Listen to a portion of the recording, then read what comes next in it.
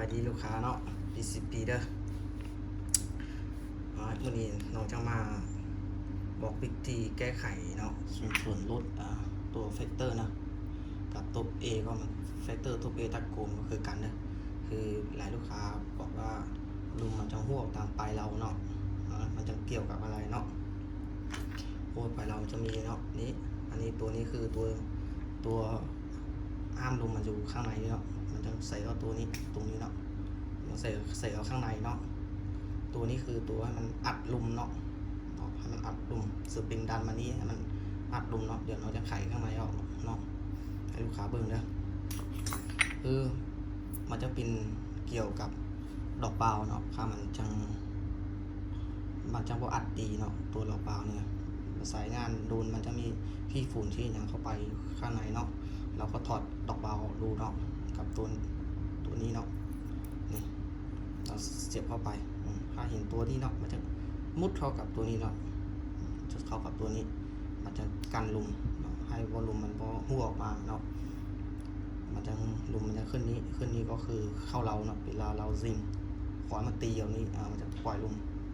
ขึ้นทางเราเนาะส่วนที่สองเนาะมันจะหัวทางดอกเปล่าเนาะรอบที่3จะออกซึมออกทาง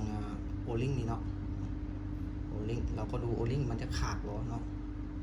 ถ้ามันขาดเราก็เปลี่ยนโอลิงนี่เลย2ตัวเนาะโอลิง2ตัวโอลิงนี้จังโอลิงเป็นตัวโอลิง5x2เนาะ5x2นี่อันดับแรกนะมันหัวปุ๊บต้องไปเราก็ถอดเอามาสลูดมาเราก็หมุนตัวนี้เนาะตัวนี้เอามือหมุนได้เลยนะเอามือหมุนออกมาปุ๊บหมุนออกมาแล้วเราก็เอาครีมหัวแดงเนาะคือเอาอะไรก็ได้แต่ว่าให้เปิดมันมี2รูนี่เนาะนี่มัน2รูเราก็เสียบเข้าอันนี้เข้าไปเลยเราก็หมุนออกมา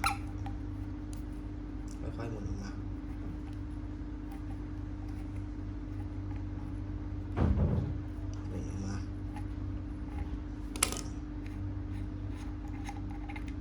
นี่ข้างในมันจะมีสปริงตัวหนึ่งเนาะแล้วก็เอาสปริงออกมาปุ๊บจะมีแกนบาวตัวนี้ออกกับสปริงเนาะถ้ามันหัวลมปุ๊บมันจะแกนบาวนี้ออกกับนี่ตัวสปริงนี่เนาะนี่แกนบาวตัวนี้คือมันเอาดูดีๆเนาะจังเนียนลอยกระแทกมีขี้ฝุ่นเนาะแล้วก็ขุดออกปุ๊บนี่เอาก็สว่าง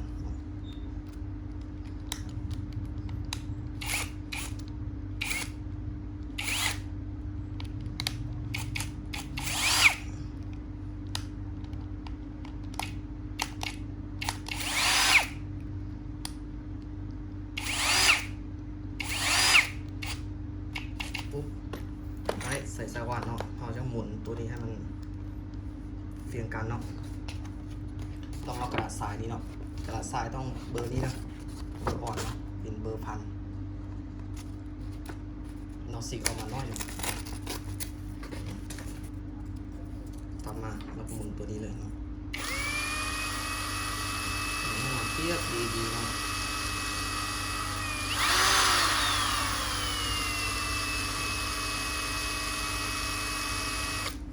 หมุนได้แล้วก็เอาเข้าเนาะแล้วก็มาเสียบเข้าในเก่าเลยเนาะทีนี้ต้องดูอยู่ข้างในเนาะมันจะมีตัวขาวๆคือนี่ตัวขาวๆตัวคือตัวนี้เนาะอยู่ข้างในเราเสียบเข้าแบบนี้เนาะแต่ว่าตัวข้างในมันมีแล้วเนาะนี่ตัวขาวๆอยู่ข้างในเราก็ใส่เข้าคือเก่าก็ใส่สปริงเข้าตามใส่เข้าปุ๊บเดี๋ยวก็เอาตัวนี้ใส่เข้าคือเก่าเนาะหมุนเข้าเลยหันเข้าไป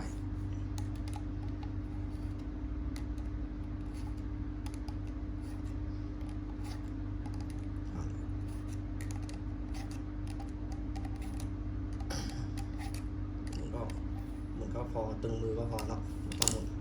แน่นหลายเนาะนี่ก็ใส่ตัวนี้เข้าไปเจอทำก็คือเก่าเนาะทำก็คือเก่าคืออันนี้น้องสอนให้ลูกค้ามือใหม่เนาะวิธีเนี่ยแกะง่ายๆคนเขาเล่นปืนลายทั้งนั้นนี่กับอันนี้ตัวเบาเนาะเรายังไม่เสร็จต้องใส่ถังเข้าเดียวสูบนะเวลาซื้อเครื่องเขาจังแถมไปให้ตัวนี้เนาะตัวเล็กนี่เนาะเขาแถมไปให้เอาไปเวลาเซ็กลุ่มเนาะหัวมันเนาะมันเอาสูบมือนะมันต้องสูบเข้าถังมันเนื่อยเนาะเมื่อยสูบตัวนี้มันดีกว่าเนาะใส่ตัวนี้ครับแล้วก็หมุนเข้าไปเลย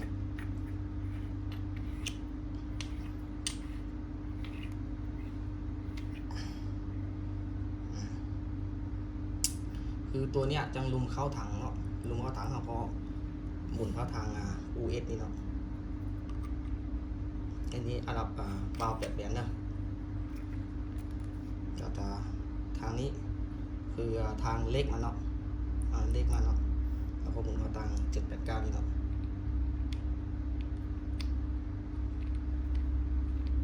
ทีนี้หมุนเขาปุ๊บเราก็ไป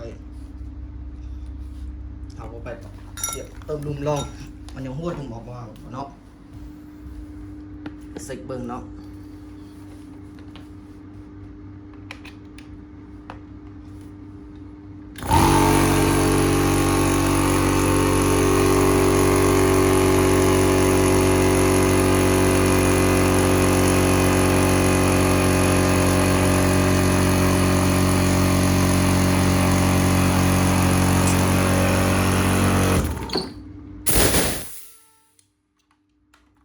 ตัวนี้คือมีลุ่มแล้วเนาะเอาเข้าไปแช่น้ำเลยเนาะ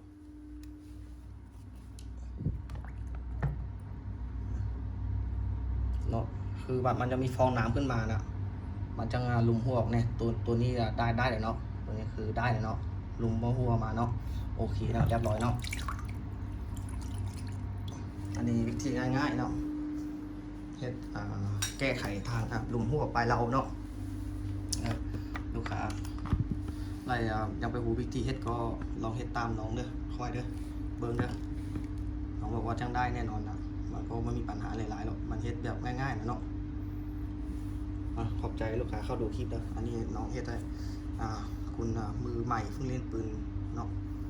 แต่ว่าคุณมาเล่นนานเขาต้องรู้จักเนาะสปริงแล้วมันจังดอกบาวตัวนี้จังเป็นแข็งหน่อยนึงเนาะดอกบาวดีเนาะอันเนี้ยลูกค้าซื้อปืนเราจังแถมไปให้เลยเนาะซื้อตั้งเราจังแถมสุดซ้อมไหมเรียบร้อยเนาะไปมีปัญหามาปุ๊บไอ้น้องครับก็มีอันจังแก้ไขเลยนะโอเคคลิปนี้ก็ยาวแล้วเนาะเราจะจบคลิปทีนี้เมื่ออื่นเราจะมาสอนในวิธีเนาะให้ลูกค้าเติมลุมเติมยังไงแบบว่าเราเติมสูบเนาะบางคนมันสูบเข้าถังมันต้องสูบหลายครั้งเนาะสูบหลายบาทมันจะเข้าเนาะคือบางคนสูบแบบว่าบ่ค่อยสูบแพงบ่ค่อยนั้นเนาะลุมมันจะหัวออกมาเนาะมันจะบ่อัดลุมเด้คืออัดลุมก็ตัวนี้มันจะเนาะตัวสปริงเมื่อกี้เนาะค่อยๆบอกนะมันจะดันเข้ามาเนาะเวลามีลุมมันจะแน่นตัวนี้เข้าไปเนาะเรามันจะอัดลุมเนาะคือตัวนี้มันลุมแบบนี้สปริงก็ดันเข้ามาสิลุมก็ออกตลอดคือสูบมือนี่นะมันยังบ่แห้งเหมือนสูบไฟฟ้าเนาะสูบไฟฟ้าจะเข้าไวเนาะสูบมือนี่สูบกำลังกายเขาเลยสูบต้องว่าสูบประมาณ10 ครั้ง20 ครั้งรอบแรกเนาะเราต้องเอาแห้งๆเลยเนาะให้มันแน่นตัวนี้เข้ามาเรียกเข้ามาปล่อยปุ๊บมันบอกลุมแล้วก็สูบก็เรื่อยๆเลยเนาะจะเข้าเด้อขอบใจลูกค้าได้เข้ามาดูคลิปของน้องเด้อฝากกดไลค์กดแชร์กดติดตามเด้อขอบใจหลายๆ